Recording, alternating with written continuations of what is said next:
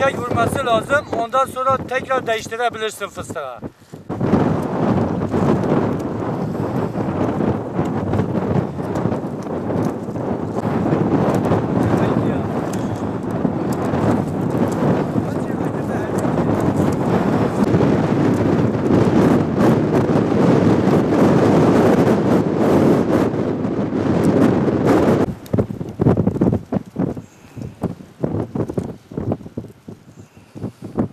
از به داما فستق دکم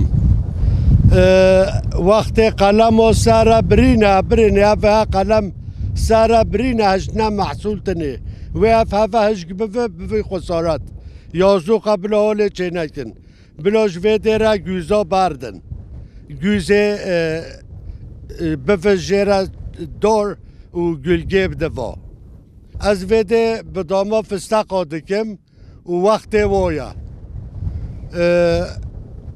به دامه حکت چه و هر سال ورمه بده حکت سال کی چه کی ایکی دو چه نکی ورمه و سال نوه تنوه لازم هر سال به تمیز کرن.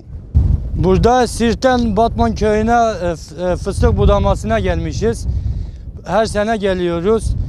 11. aydan 12. aya kadar 2 ayda süre var.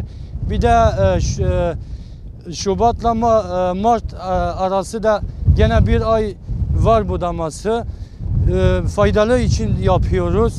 Bunu her sene mahsulünü geliştirmesi için yapıyoruz. Zayıfları, kuruları, bir de onun altı kalınlaşmak için budama yapıyoruz.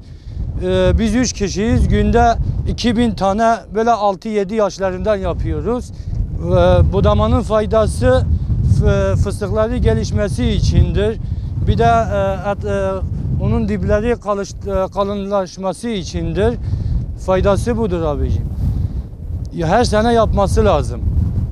Her sene yapılmazsa tabii ki fıstık zayıflanır. Kuru var içinde. Tabii ki olamaz.